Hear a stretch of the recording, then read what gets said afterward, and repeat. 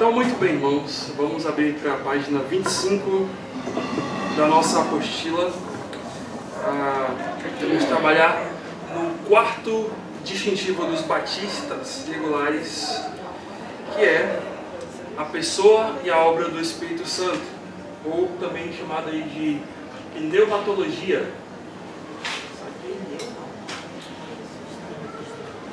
Ok. É uma doença? Pneumatologia.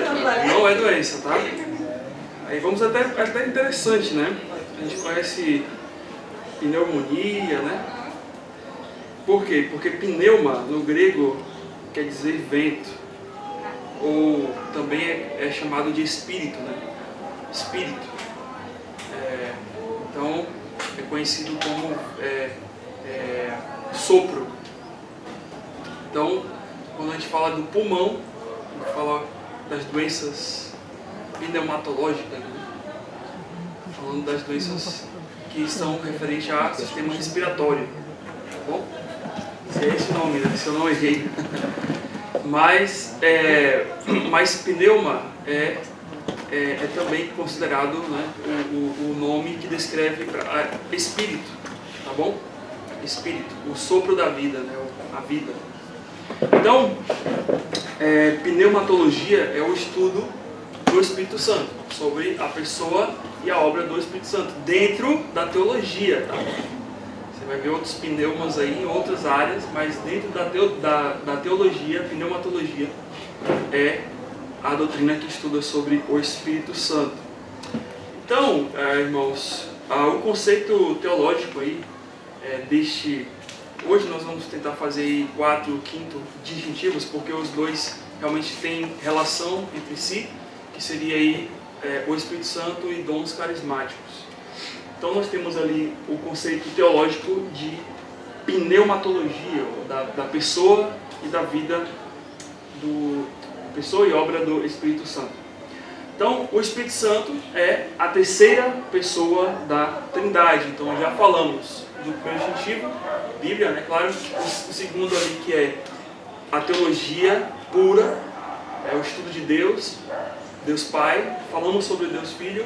E agora temos o outro ente da Trindade, o último ente da Trindade, que é o Espírito Santo, né? Já falamos aí terceira pessoa, não quer dizer que está num grau. Primeiro Deus, depois Cristo, depois o Espírito, né? Não é que um tem mais poder do que o outro e por isso que é o primeiro, né? Não é isso. Todos têm o mesmo poder, todos são constituídos da mesma forma, né? O ser eterno de Deus.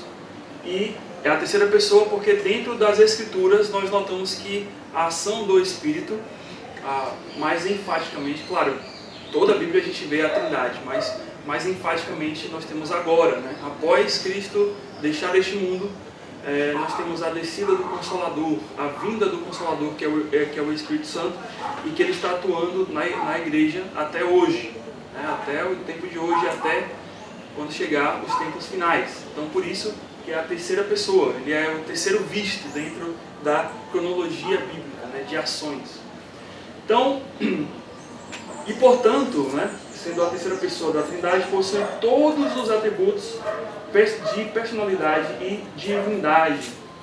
Então nós temos aí João 14,16. Abre lá, João 14,16 a 18. Vamos ver o que diz aí João 14,16 a 18.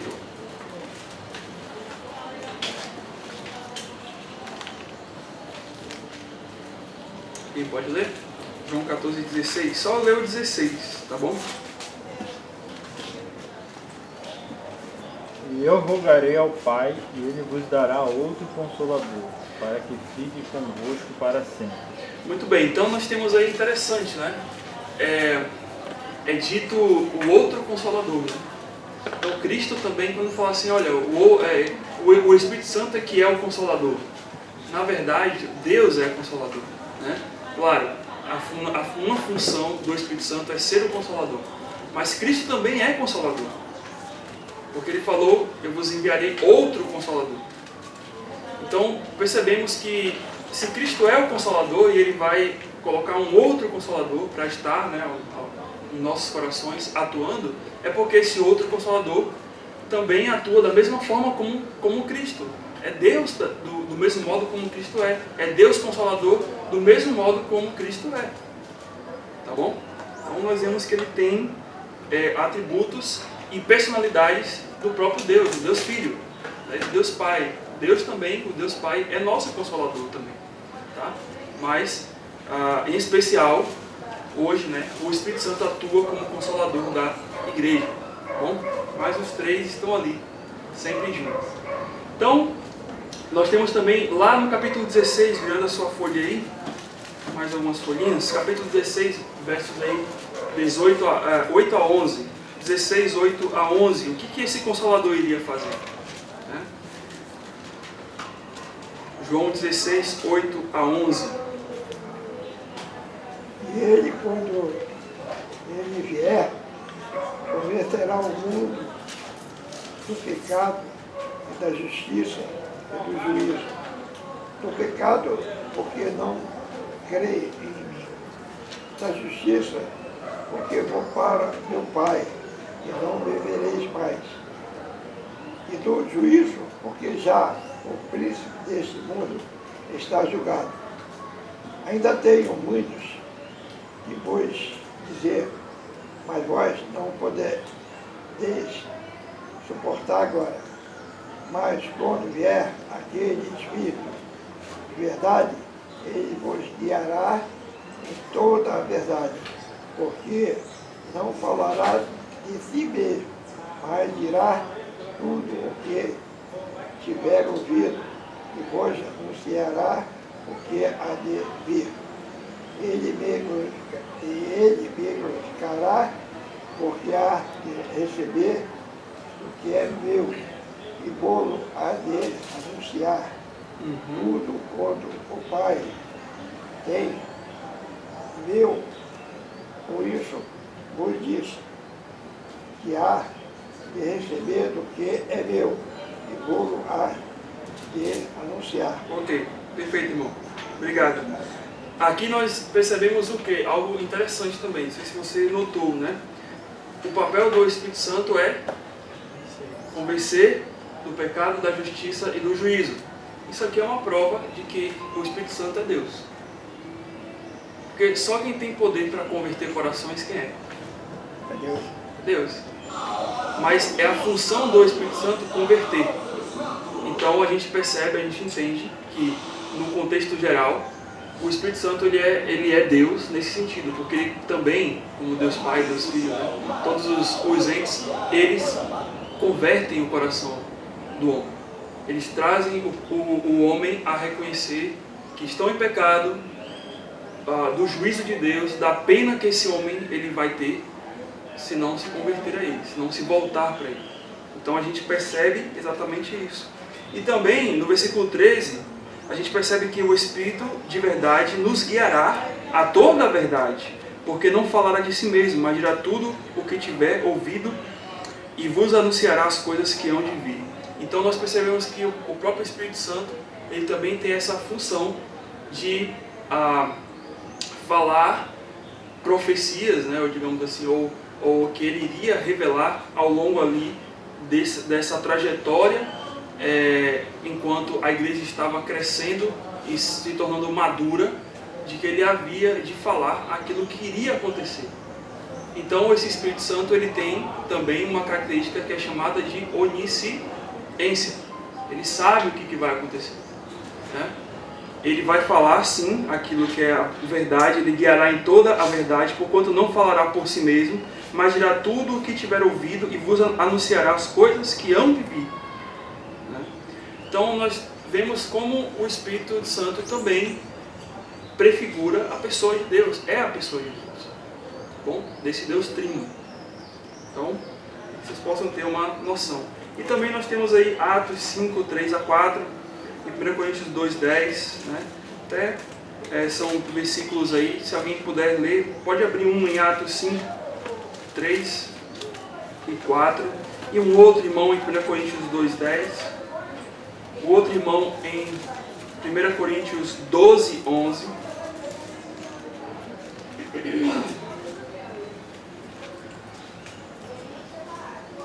tá? E se eu não me engano, em Efésios 4:20. Então vamos lá, quem é que vai ler Atos 5, 3 e 4? Irmão Namor, pode ir lá. Então disse Pedro: Ananias, por que encheu Satanás teu coração para que mentisses ao Espírito Santo e retivesses parte do preço da propriedade, guardando-a, não ficava para ti, e vendida não estava em teu poder? Por que puseste isso em teu coração? Não mentiste aos homens, mas mentiste para a Deus. Então aí nós temos aí a posição de como o Espírito Santo é Deus. Por quê? Porque eles ofenderam ao Espírito Santo, e é dito depois, no final deste versículo, de que eles não tinham ofendido o Espírito Santo, né, do ponto de vista de alguém que é a parte de Deus, mas ofenderam ao próprio Deus, porque o Espírito é Deus. O Espírito Santo é Deus. Então, essa é mais uma prova aí. 1 Coríntios 2:10 agora.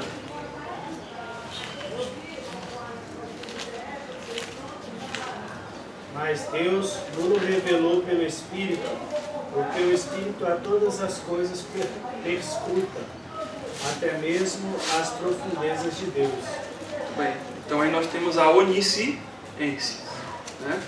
E 12:11. 1 Coríntios 12:11.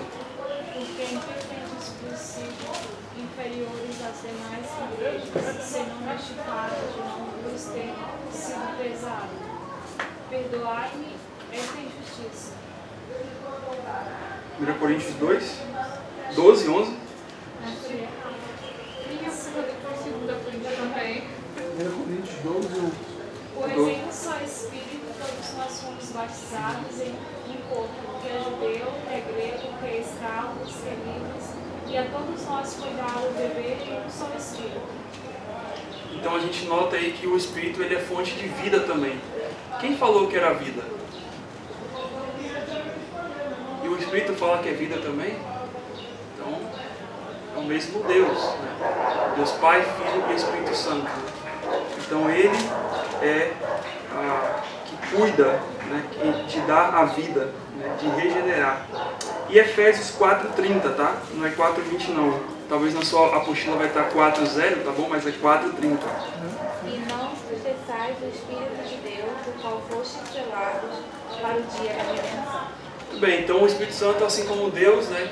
Ele expressa os sentimentos dele, né? Sentimentos santos, puros e retos. Assim também o Espírito Santo, ele pode se entristecer por qualquer atitude minha, né? E lembra que o Espírito Santo, né? O entristecer do Espírito Santo não quer dizer algo que ele ficou triste, que ele, puxa, né? Você pecou, nossa, como eu jurava que você não iria pecar, né? Não é que ele foi pego de surpresa, mas é que ele sente, né? Ele sente quando um filho peca, né? Então ele tem essa mesma empatia como Deus Pai, como Deus Filho tem, de se alegrar, de se entristecer. E essas palavras são palavras para a gente entender, né? Não é para descrever só Deus, mas para a gente entender que Deus ele se faz como um de nós, que Deus ele se coloca como um homem, né? Como alguém que sente, alguém que tem esse coração, que tem esse apreço. Deus não é uma máquina, mas é sim alguém que tem sentimentos, né? Então, para que os irmãos possam entender essa parte aí também. Pois bem, então, irmãos, diante disso, nós notamos aí que o Espírito Santo exerce muitas funções nesta época, né? Exerce muitas funções nesta época. Ele convence o mundo do pecado, como nós lemos, da justiça, do juízo de Deus, conforme as passagens que nós lemos, e no instante da salvação, e note que isso aqui, dentro do nosso distintivo dos batistas, é fundamental, tá bom? É fundamental. No instante da salvação, ele regenera, você concorda? Ele sela, concorda? Ele habita todos os crentes, você concorda? E todos eles são batizados nele, você concorda? Então a gente é batizado pelo Espírito Santo. Sim. Aceita até. Aí há uma diferença enorme aqui, porque se você perguntasse para alguém, um pentecostal, se ele concorda que no momento da salvação todos são batizados no Espírito Santo, ele vai discordar. Essa é a nossa diferença. Né? Por quê? Porque para eles, o batismo no Espírito Santo é uma segunda parte. É uma segunda bênção. É o que vem depois da salvação. E note também que não é depois da salvação. É depois da salvação, mas lembrando que eu posso perder a salvação também. Tá? Eu tenho a salvação, mas não é garantia ainda. A garantia é só mesmo se eu tiver o batismo com o Espírito Santo. Então, muitas teologias entendem, né, que o batismo no Espírito Santo, o batismo nele, não é no instante da salvação. Nós, como crentes, nós cremos, né, os batistas regulares, nós cremos que no instante da salvação ele nos regenera. O que é regenerar? Ele nos tira da condição de quê? De mortos espirituais e nos dá vida em Cristo. É nesse instante também que ele sela, ele nos garante, ele marca ali, ó, você é um salvo. Não tem como você perder a salvação. Não tem como você não ser mais um filho. Agora eu sou filho de Deus, amanhã eu não sou, né? Um dia eu estou nas trevas, outro dia eu estou na luz. Aí você fica sempre pulando, um dia no céu, outro no inferno. Não existe isso. Você é filho de Deus.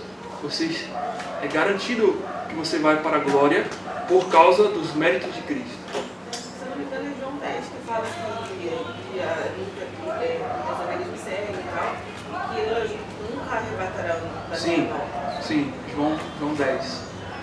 Nós temos isso. De onde sai essa coisa da perda? Vamos entender, vamos chegar lá. E habita todos os crentes. Né? A habitação do Espírito Santo. O Espírito Santo hoje habita na minha vida. Em todo aquele que confessa que Jesus Cristo é o Senhor, o Espírito Santo faz nele morada. Né? Habita. A gente tem os versículos aqui, a gente vai chegar lá. Chega lá rapidão. E todos eles, né, são batizados nele, que esse daqui é o que nós cremos, que é a única que vai divergir um pouco aí. Né? Então, João 3 a 8. Abre lá. Esse é o primeiro versículo aí. João 3 a 8.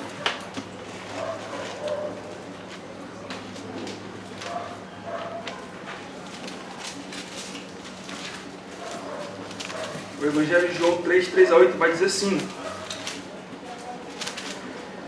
a isto respondeu, aqui a conversa de Jesus com Nicodemos. A isto respondeu Jesus: em verdade, eu te digo que se alguém não nascer de novo, não pode ver o reino de Deus. E perguntou-lhe Nicodemos: como pode um homem nascer sendo velho? Pode porventura voltar ao ventre materno e nascer segunda vez? E no versículo 5 respondeu-lhe Jesus: em verdade, te digo, quem não nascer da água e do Espírito não pode entrar no reino de Deus. O que é nascido da carne é carne, o que é nascido do Espírito é Espírito. Não te admires, eu te dizer, importa-vos nascer de novo. O vento sopra onde quer, ouves a sua voz, mas não sabes de onde vem, nem para onde vai. Assim é todo o que é nascido do Espírito. Né? E aqui nesse texto a gente tem, às vezes, uma perguntinha que sempre vem: o que é nascer da água, o que é nascer do Espírito? A mesma coisa. Tá bom? Por que a mesma coisa? Porque note que Jesus está falando aqui com quem? Com o mestre, com um rabino chamado Nicodemos, né? Com alguém que tinha um fariseu de renome. E note que na cultura judaica existe uma coisa chamada paralelismo. O que é paralelismo? É quando você fala duas coisas de forma diferente, mas as duas coisas são a mesma coisa. Tá bom? Então, enfatizando, exatamente. Já que a gente Isso. naquela época, aí ele dá ênfase. A gente dá uma ênfase. Então, note por quê. E aí eu vou te dar a resposta já. Quando ele fala o que não nascer da água, aí não fala, não, olha, tem que nascer da água, tem que ser batizado, senão não vai para a eternidade. Tem que nascer da água e do Espírito. Então não são duas coisas, é uma coisa apenas, porque aqui nós estamos no paralelismo. Porque lembra, para o judeu, a água, em toda a história nós temos passagens e mais passagens sobre isso, a água representa purificação, representa limpeza, lavagem, né, do que era sujo para o que é limpo.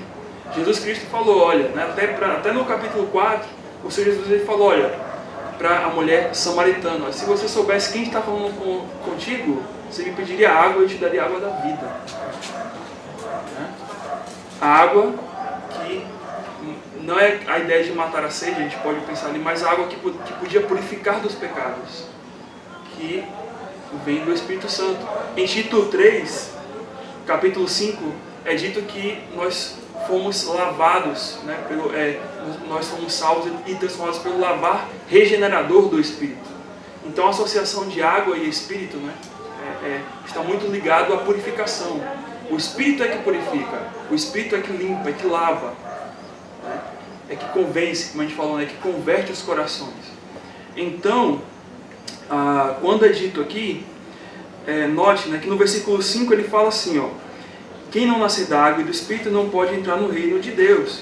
Aí no 6, note, não ficaria estranho, já que são duas coisas? Já que se existe realmente o nascer da água e o nascer do Espírito, era para na sequência do 6 e do 7, Jesus falar novamente água. Porque ele fala assim, o que é nascido da carne é carne e o que é nascido do Espírito é Espírito. Por que ele não falou o que é nascido do Espírito e da água? Por que ele não colocou água de novo? Né? Ou então, no versículo 7, né? Ou no versículo 8, ele vai dizer, não te admires, eu te dizer, importa-vos nascer de novo. O vento sopra onde quer, ouves a sua voz, mas não sabe de onde vem, nem para onde vai. E note que ele está fazendo um duplo, né? Ele está falando vento e espírito. Lembra que pneuma é sopro. Ele está fazendo um paralelismo aqui também. E aí depois ele vai dizer, todo aquele que é nascido do Espírito, né? Mas, aliás, assim é todo aquele que é nascido do Espírito. Por que ele não falou aquele que é nascido do Espírito e da água? De novo. Por causa disso, porque é um paralelismo. Porque água e Espírito se referem à mesma coisa. Tá bom?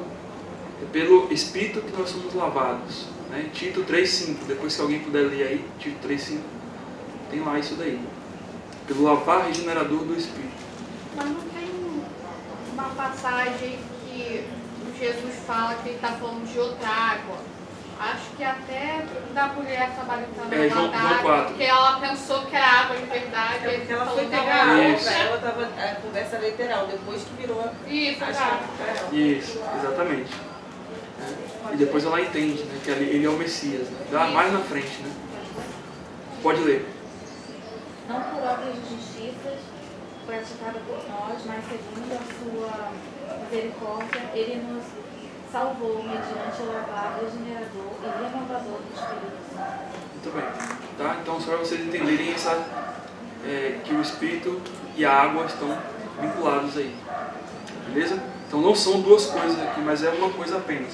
Cristo está usando somente o paralelismo. Você encontra muito isso em Provérbios.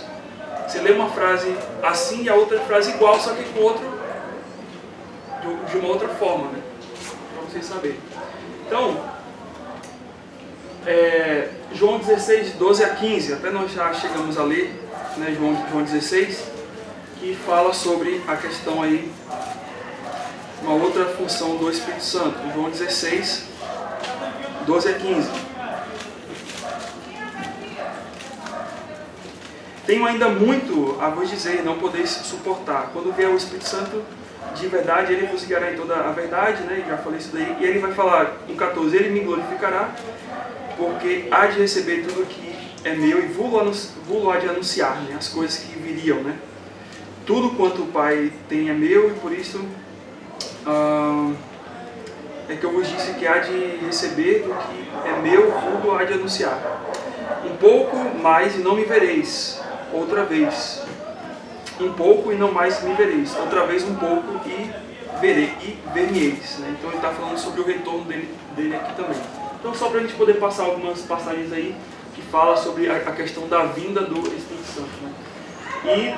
E 1 Coríntios 12, 13, acho que já foi mencionado só o 12, 11. Né? E Efésios 1, 13 a 14. Alguém pode ler depois. Sim. Essa vinda do Espírito Santo não quer dizer que ele não já estava aqui, né, atuando. Né? Quer dizer que ele veio para habitar Os corações. nos corações. Isso. Não quer dizer que ele não estava sempre aqui. Porque a gente vê no Antigo Testamento, né, várias passagens que o Espírito Santo atuou, né, desde a Mas criação. não nos corações. Não habitando, só em alguns momentos, né, alguns profetas naquele momento. Né. Isso. Que ele vinha, ele estava com o povo para alguma missão, né, para algo em específico, mas ele não habitava. Então isso é até interessante, que essa é a mudança, é uma diferença muito que a gente tem como cristão do nosso tempo hoje para aquele servo de Deus de antes de Cristo, antes do Pentecostes, né? Que eles não tinham a habitação do Espírito, mas nós temos hoje. Eles não tinham a presença. Eles não tinham alguém convencendo constantemente dos seus pecados. Alguém constantemente, por isso que você tinha a lei. A lei, de certa forma, ali, sempre a lei estava na mente, né? Olha, fiz errado, porque a lei fala, né? Mas o Espírito Santo virou a nossa lei agora, do ponto de vista, né? Não, claro, deixando a palavra de Deus de lado, mas o Espírito Santo fala aos nossos corações quando nós estamos errados. Ele fala, por mais que você ignore, ele vai ignorando, você vai ignorando, vai brincando, mas uma hora ele fala assim, olha, você está dormindo demais, e te dá um chacoalhão, né? Então, só para você ter essa ideia aí que como hoje nós somos muito mais beneficiados do que antes, do que tinham os outros, né, lá atrás. Muito bem, então Efésios 1, 3 a 14, vamos ler isso daí? Acho que isso daí é interessante, a gente ler esse versículo.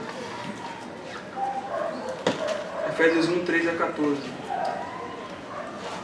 Em verdade também nós, depois de ouvirmos a palavra da verdade, o evangelho da vossa salvação, tendo nele também crido, foste selado com o Espírito Santo da promessa, o qual é o penhor da nossa herança, até ao resgate da sua propriedade em louvor e sua glória. E a minha pergunta é, o que esse versículo fala?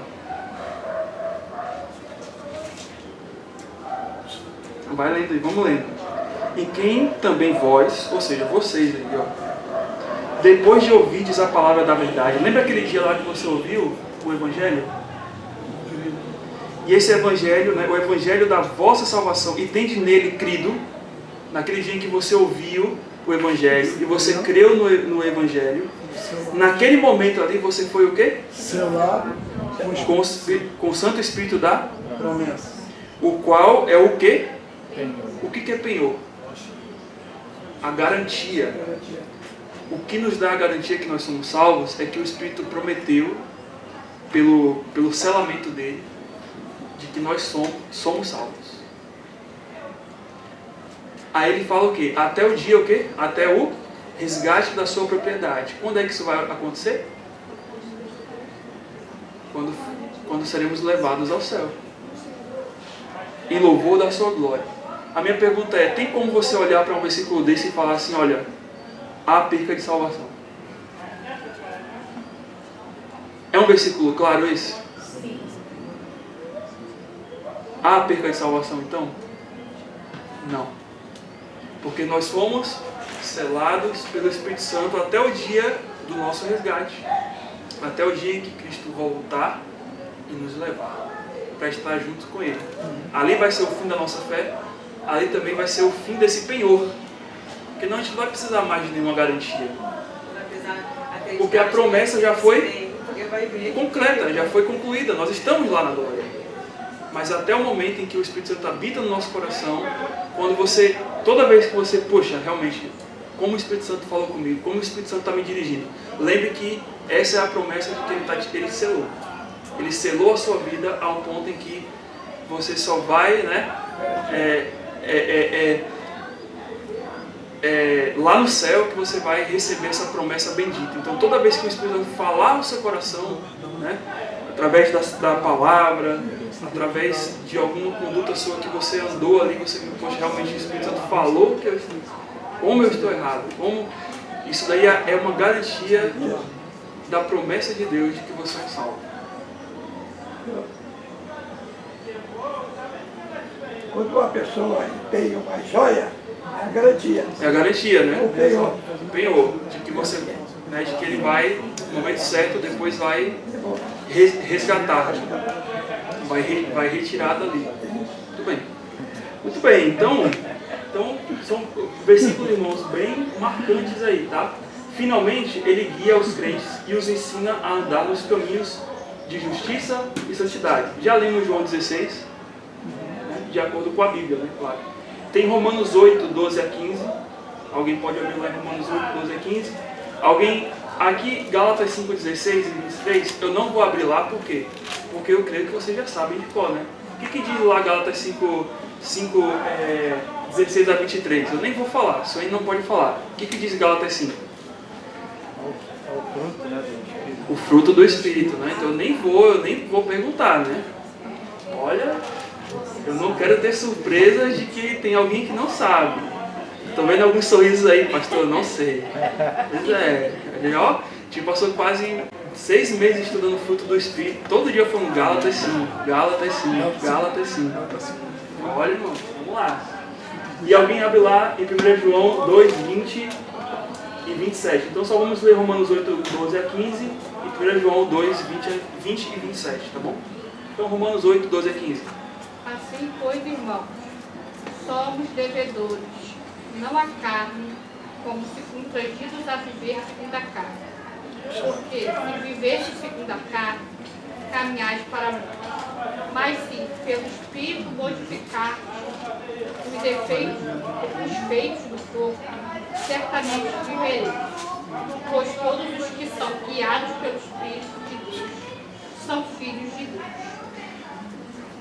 Muito bem, isso aqui é interessante, irmão, essa outra observação, como isso aqui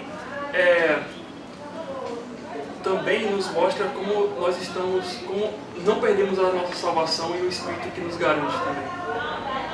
Pois todos os que são guiados pelo Espírito de Deus são filhos de Deus. A minha pergunta para você é, você pode deixar de ser filho da sua mãe ou do seu pai? Então como alguém pode perder esse privilégio de ser chamado filho de Deus? Né? E é claro que a prova aqui é que se o Espírito Santo está nos guiando, isso é uma prova de que nós somos filhos de Deus. Mas só para vocês entenderem, né, que uma vez que eu sou filho de Deus, eu não posso deixar de ser filho de Deus. Feito filho de Deus. É, feito filho de Deus, exatamente. Fomos feitos filhos de Deus. Tá? E agora, 1 João 2, 20 e 27. Mas vós tendes a unção do Santo e sabeis todas as coisas. 27. E quanto a vós, a unção que recebestes dele permanece em vós e não tendes necessidade de que ninguém vos ensine. Mas, com sua unção, vos ensina todas as coisas, e é verdadeira, e não é mentira.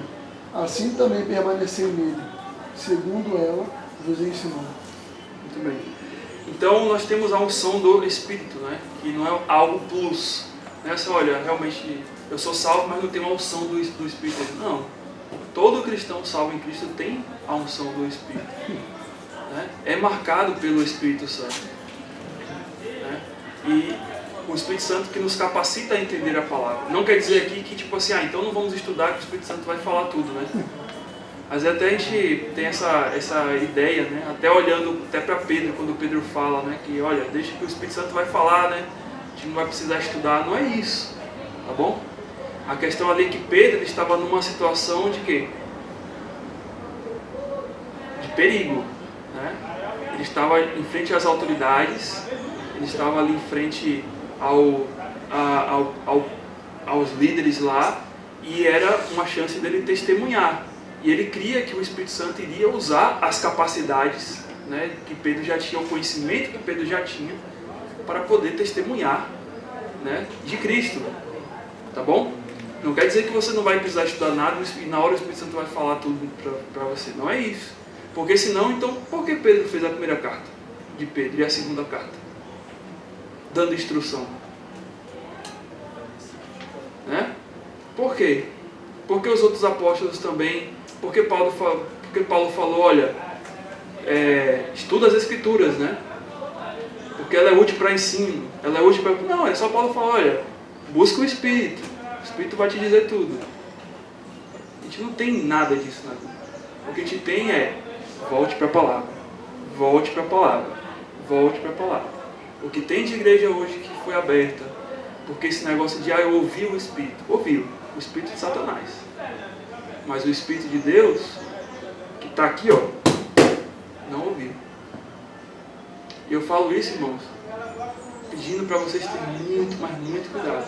Satanás é astuto. E a internet está aí, jogando doutrinas falsas que não provêm da palavra de Deus. E tudo por quê? Porque nós temos a palavra aqui, mas a gente só quer ficar aqui. Aí você, meu filho, aí você não vai aprender Bíblia. Você não vai entender o que Deus quer. Você tem que sair daqui, do que os homens estão falando, e ir para aqui. Ouvir a palavra de Deus. Bom? Então, passando adiante. A história. A doutrina do Espírito Santo se desenvolveu de forma paralela com a doutrina de Jesus Cristo. A posição ortodoxa foi desenvolvida e afirmada nos concílios de Nicéia, em 325, e Calcedônia, 451. Então, só para os irmãos saberem que a doutrina do Espírito Santo foi uma das doutrinas que foram vistas mais para o final, tá? Dentre as doutrinas, não a última, mas dentre ao círculo da Trindade, que é Pai, Filho e Espírito. Então nós temos primeiro ali Pai, Filho, né? E depois, mais um pouquinho depois ali você tem o do Espírito. Mas nunca teve uma divergência grande, enorme a respeito disso, tá? Tamanho, assim, né? O que houve, que não é mais muito do nosso lado, foi mais do lado católico. Por quê? O que aconteceu? Como vocês sabem, tem a Igreja Católica Romana e a Igreja Católica Ortodoxa, né? A Ortodoxa e a Romana. Uma igreja é a oriental e a outra é a ocidental. Então, às vezes você nota, né? Já viu na TV ou em algum outro lugar aquele Papa que veste preto, né? Então, aquilo é a Igreja Ortodoxa. Você tem a Igreja Católica. Então, qual foi a controvérsia entre eles? É sobre a procedência do Espírito Santo. De quem procede o Espírito Santo? De quem vem o Espírito Santo? Aí, a Igreja Ortodoxa falou que o Espírito Santo só procede do Pai. Mas a Igreja Católica Romana fala que o Espírito Santo procede do Pai e do Filho, né? E essa controvérsia levou ao grande cisma em 1054, do qual essas duas igrejas, essa igreja no caso, se dividiu, né? A Igreja Ortodoxa de um lado e a Igreja Romana do outro, tá? Então, qual dessas duas aqui, então, vocês acham que é a correta? É assim, que veio, não deu para entender. Que veio. Isso aqui hoje pra gente, esse entendimento, sim, eu não vou dizer assim que não faz sentido, mas é que a gente não olha muito para isso, né? Para eles falavam assim, que para um falava que para o lado dos ortodoxos, eles diziam que o Espírito ele só veio procedente do Pai, que quem trouxe o Espírito, quem fez o Espírito descer e estar neste mundo foi o Pai, não foi o Pai e o Filho.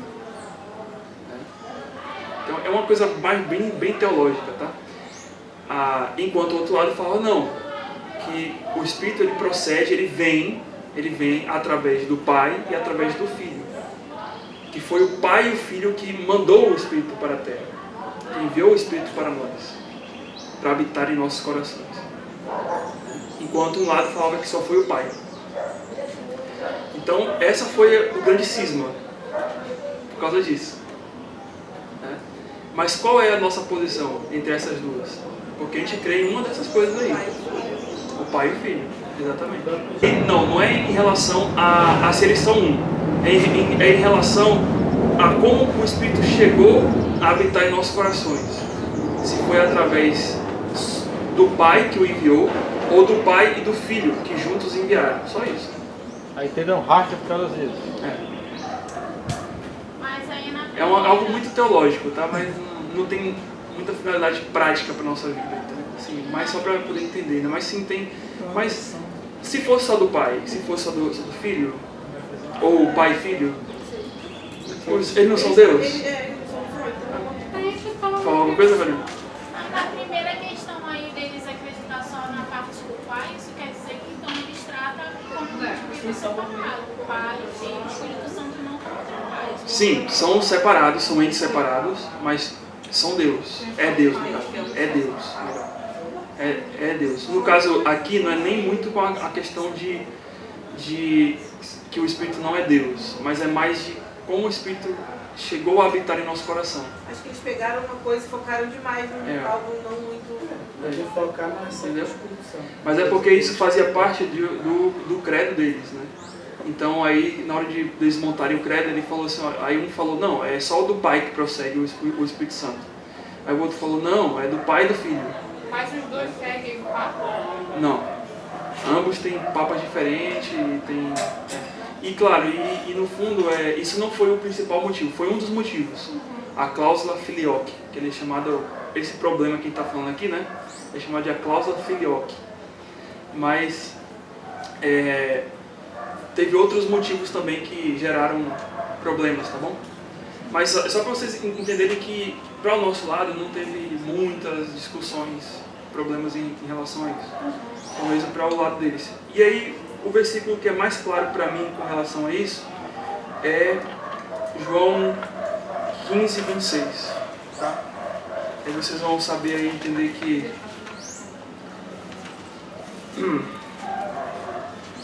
a nossa posição é que o Espírito veio do Pai e do Filho. Tá bom? O Espírito Santo procede do Pai e do Filho. João 15, 26. Vai dizer assim: quando porém vier o Consolador, que eu vos enviarei da parte do Pai, já resolveu, né? Então, quem está falando aqui? Cristo.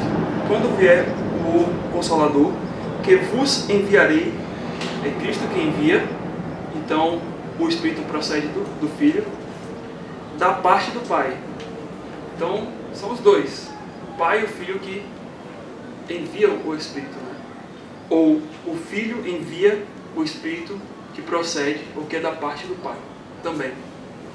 Então, só para vocês saberem aí que é uma discussão que eu nem entraria nisso, mas como está na nossa história aqui, né, do nosso distintivo, então só para vocês saberem que só houve esse ponto de discussão pro lado de lá, mas para esse lado aqui não teve. Tá bom?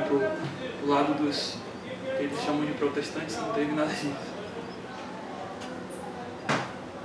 Então, seguindo aí as divergências denominacionais, para a gente poder fechar, os testemunhos de Jeová e teólogos liberais, eles negam que o Espírito Santo seja uma pessoa. Tá bom? Então, para eles, o Espírito Santo não é Deus, assim também como os teólogos liberais vão dizer que o Espírito Santo é somente a ação de Deus, é a força de Deus, é o Deus agindo, mas não é um ente da Trindade. Tá bom? Então, muitas dessas igrejas que a gente vê na internet hoje, que são liberais, podem não falar isso abertamente, mas acreditam que o Espírito Santo não é uma pessoa. Como hoje tem uma mescla enorme de igrejas, o bom mesmo é você, primeiramente, não é somente ouvir o culto. Ouvir o culto, achei legal, ponto final. Não. A primeira coisa que eu tenho que fazer, eu vou na doutrina. O que eles creem? Porque toda a prática que está por trás ali, está por trás de uma doutrina. Então primeiro eu vou na doutrina. Mas geralmente pode ter igrejas que vão negar o Espírito. Eu acho muito difícil, igrejas pentecostais e igrejas mais da linha até novos cristãos, não novos cristãos, mas essas igrejas churches aí, agora, eles negarem a Trindade. Eu acho muito difícil. Aqui é mais para teólogos liberais mesmo.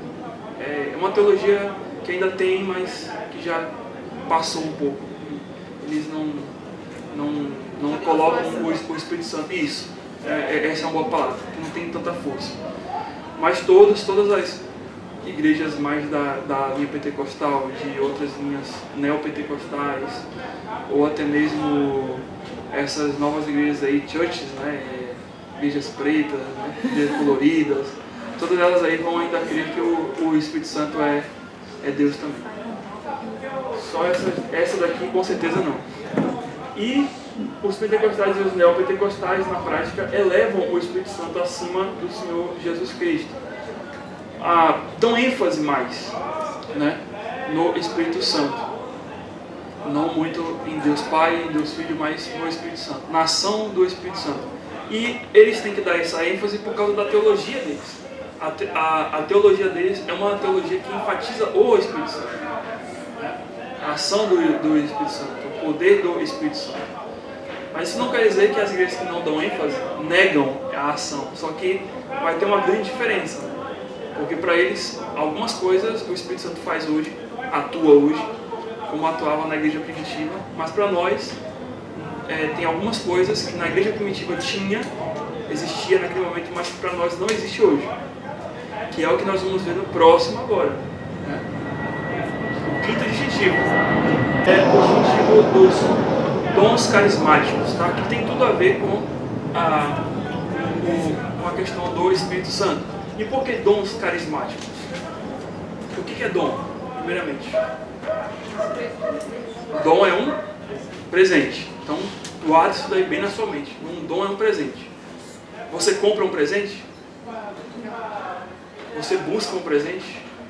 Eu achei um presente aqui, ó. Não. Você o quê? Recebe um presente. Essa é a primeira característica. E por que carismáticos? Porque vem exatamente, até uma redundância, né? Mas caris é exatamente dom. O carisma, né? A gente fala carisma, mas o sentido que caris é dom, é a palavra grega para dons. A ideia é os presentes recebidos, né?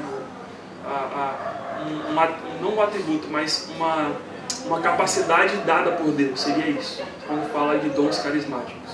Uma capacidade que foi dada pelo Espírito Santo de Deus. Tá bom? Então, o conceito teológico é que o Espírito Santo concede dons aos crentes para a edificação da igreja. Então nós temos essas passagens aí, vamos só ler Romanos 12, 3 a 8. Romanos 12, 3 a 8. Então Romanos 12, 3 a 8, nós temos que, porque pela graça que me foi dada, digo a cada um dentre vós que não penseis, deixa eu ver se é isso mesmo, 12, 3 a 8. Que não pense de si mesmo além do que convém. Antes pense com moderação, segundo a medida da fé que Deus repartiu a cada um. Porque assim como num só corpo temos muitos membros, mas nem todos os membros têm a mesma função, assim também nós, conquanto muitos, somos um corpo em Cristo e membros uns dos outros, tendo porém diferentes dons segundo a graça que nos foi dada, se profecia, seja segundo a proporção da fé, se ministério, dediquemo-nos ao ministério, ou que ensina, esmere-se por fazê-lo, ou que exorta, faça-o com dedicação, o que contribui com liberalidade, o que preside com diligência, e quem exerce misericórdia com alegria. Então nós temos aqui algumas listas dos dons em Romanos 12, mas temos também em 1 Coríntios 12, uma outra lista com alguns dons também que estão contidos aqui em Romanos 12. Então só para vocês saberem que o ponto aqui é que os dons foram dados, foram entregues, foram dados, foram concedidos pelo Espírito Santo a cada cristão. Cada um tem dom, né? Alguns falam, nem que seja um, mas com certeza podemos achar mais. E se você só tem um e só tem o meu dom é isso, não, mas exercitem outras coisas também, né?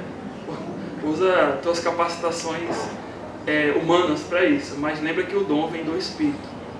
E aí, mas os dons, aí que aqui é o ponto, né? Nós sabemos que o Espírito ele concede dons aos crentes, à igreja. Mas os dons revelacionais, que eu chamo de dons de evidência, comumente chamado de carismáticos, né? Porque tem esse aspecto de ser um milagre, de ser coisas extraordinárias. Porque, por exemplo, entre você limpar o chão da igreja e falar em línguas, qual desses é o mais extraordinário? Limpar o chão da igreja, né? Não, né? As pessoas não comumente vão falar, não, realmente falar em línguas seria algo muito mais lindo de se ver do que alguém varrendo.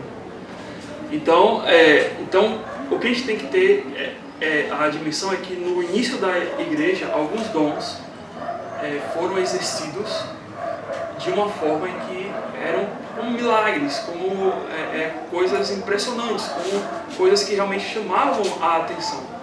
Mas que em nenhum momento Deus deu esses dons num grau de existindo dons maiores ou melhores que outros. Este foi o problema da igreja de Corinto. A igreja de Corinto, eles colocavam o dom de línguas acima de todos os outros dons. Mas o que a gente tem que entender é que todos os dons estão de pé de igualdade. Não tem um dom que é melhor ou maior do que o outro. Todos exercem a mesma função, que é glorificar o nome de Deus no meio da igreja, e todos têm finalidades diferentes, mas contribuem para o mesmo objetivo. Então não existe melhores ou piores dons. Existem os dons que sempre glorificam a Deus. Então esse é o problema da gente, né? Que a gente gosta de classificar tudo. A gente gosta de colocar as coisas em uma ordem, né? Claro, existe sim ordem nas coisas, mas quando se refere aqui aos dons, os dons são iguais.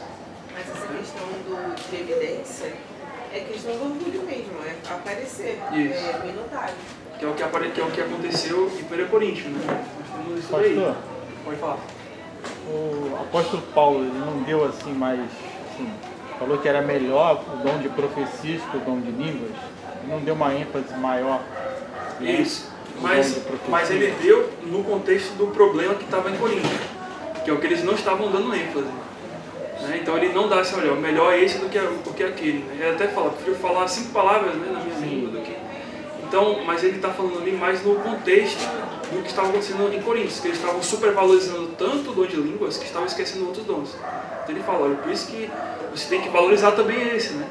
Eu digo que, olha, melhor do que falar em línguas é também falar em profecias. Ele não negou que não falasse em línguas, é tanto que ele dá até uma orientação, como isso devia ser procedente.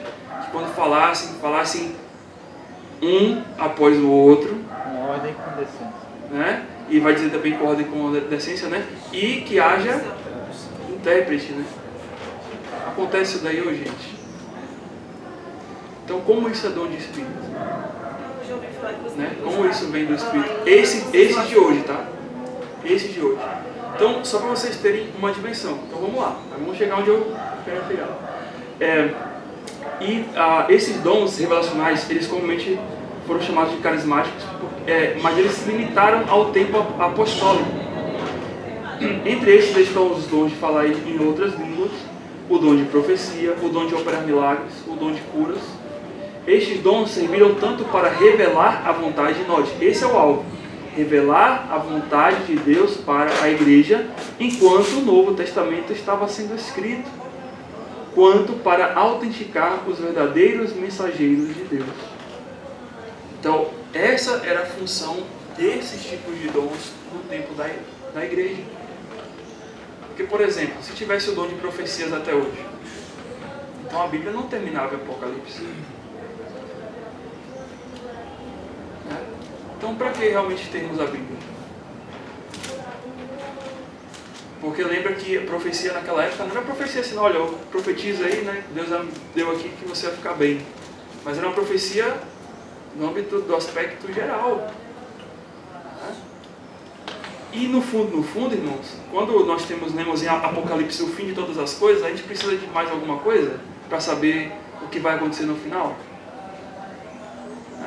E o que tem de gente aí falando coisas que até o Apocalipse já disse que seria o contrário do que a pessoa diz, e a pessoa não se ligou ainda.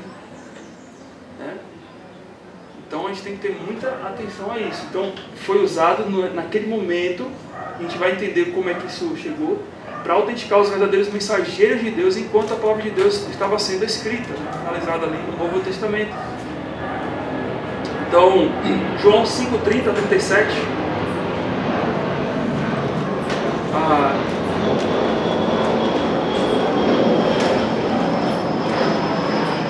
João 5:30 a 37.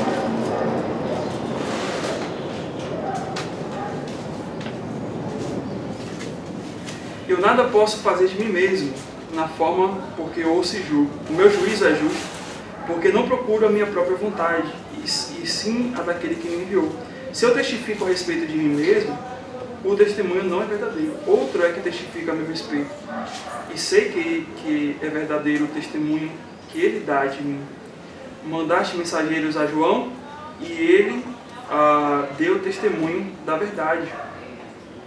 Eu, porém, não aceito o testemunho humano. Digo-vos, entretanto, estas coisas, para que sejais salvos.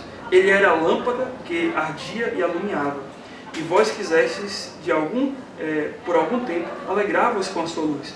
Mas eu tenho maior testemunho do que João, porque as obras que meu Pai me confiou para que eu fizesse, essas que faço, testemunham ao meu respeito, de que o Pai me enviou. O Pai me enviou a esse mesmo, o Pai que me enviou, esse mesmo é que tem dado testemunho de mim. Jamais tens ouvido a sua voz, nem visto a sua forma. Ou seja, aqui Cristo está falando, ele está trazendo esse modelo de como é dado o testemunho, né?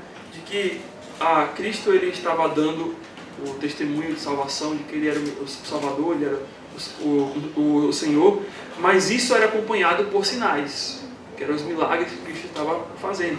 E aqueles milagres eram conseguidos pelo Pai, né, para que ele pudesse testificar exatamente de que ele era um mensageiro verdadeiro, de que ele era o Pai. E o que a gente entende aqui, irmãos, é que isso aqui vai acontecer com o Espírito Santo também. O Espírito Santo, de certa maneira, ele vai agir como Cristo. Ele vem e ele traz esses dons de evidência para que pudessem atestar de que ele estava atuando agora no meio da sua igreja. Né? E nós, quando Cristo permaneceu com os seus dons até a cruz, né? Você tem ali a morte, né? Sepultamento, o último milagre, digamos assim, de Cristo, né? Ali da ação de Cristo, que seria a sua ressurreição e a ascensão depois. Mas depois disso ele não tem, olha, continuem ali a fazer milagres como eu fiz. O que você tem Cristo falando? Olha, ide e pregai. E pregai o quê? O Evangelho. Não, mas ele falou porque agora eu dei o meu testemunho. Mas ele falou que faria obras maiores do que eu, porque eu vou para o Pai. Isso, exatamente. Ele vai, isso. Mas ali, quais seriam essas obras? Milagres e curas? Não eram milagres e curas. É de expansão do Evangelho. Onde é que Cristo atuou? Na Palestina. Cristo rodou todo mundo? Ele atuou ali. Ele deixou os 12 para que esse Evangelho fosse expandido, fosse aumentado, fosse crescido. Apesar que os apóstolos também, eles também fizeram milagres. Fizeram milagres, mas para testificar quem? Sim. Do Espírito Santo que havia chegado. Sim. Então, a partir desse momento, quando o Espírito Santo vem, ele sim tem sinais. Vai ter sinais. Como Cristo veio. Quando Cristo veio, não teve sinais também? Para testificar. Mas agora a gente não precisa disso mais. Por quê? Porque uma vez que nós temos a palavra completa, uma vez que nós temos toda a revelação de Deus, e é por ela que nós temos que crer, porque pelos sinais, os sinais ainda não eram assim, vou fazer um sinal e todo mundo que vai ver esse sinal vai crer. Porque era para você crer ainda, né, através daquele sinal de que aquela pessoa vinha de Deus. Porque Cristo fez muitos sinais, mas foram todos que olharam para aquele sinal e falaram assim, olha, realmente Cristo é o Senhor. Entendeu? Aí que vem aquela questão, os sinais não são fim em si mesmo. Os sinais não eram para poder, vou fazer um sinal aqui, todo mundo vai, Não, mas o sinal era para testemunhar de um mensageiro. Era para testemunhar a sua mensagem. Porque a mensagem é mais importante do que o sinal. Porque o sinal é só um sinal. Você está no carro parado no semáforo, aí aparece o sinal vermelho. Né? Por que você não se encanta com aquele sinal? Que sinal vermelho! Porque aquele sinal só simboliza algo que você não deve fazer, que é o quê? Atravessar com o carro para frente da rua. Então aquele sinal é só para testificar de uma mensagem que é muito mais poderosa do que qualquer outra coisa. Porque, irmãos, o que adianta curar, se a pessoa vai morrer e vai para a condenação eterna? Qual é o maior milagre? Curar em vida ou tirar uma alma da perdição? Então são essas coisas, por isso que cessou. Por isso a gente vai ver mais coisas, eu sei que a gente não tem como, não tem mais tempo hoje, mas guardem isso no coração de vocês, tá? De que os sinais não são maiores do que a mensagem. A mensagem.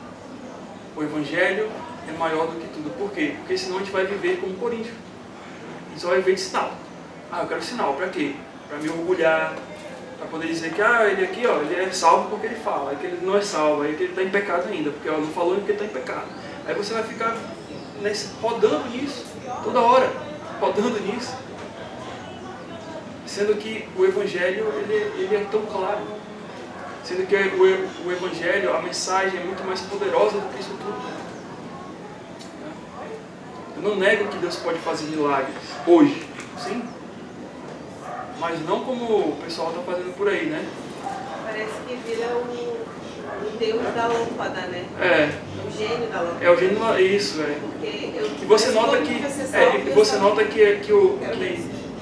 até o que acontece em muitas igrejas hoje é o que aconteceu com o Simão Mágico. O que o Simão Mágico falou? Olha, eu quero esse poder do Espírito Santo também, porque com isso daí eu vou poder, né? Quantos tem Simão Mágico aí, por aí? Né? Brincando com isso. Então a gente tem que ter muita atenção, muita cautela, porque muitos têm se perdido por conta disso. Né? Quer dizer, já estão enganados porque não tem o Evangelho, mas tomam para si de que aquilo é algo do Espírito, mas no final não é. Porque qual é a evidência de que o Espírito habita em mim, irmãos? É se eu sou guiado pelo Espírito de Deus. Se eu sou, conforme os casais tiveram aqui ontem, Efésios 5,18, que é ser cheio do Espírito. E o que é ser cheio do Espírito? É ter mais do Espírito?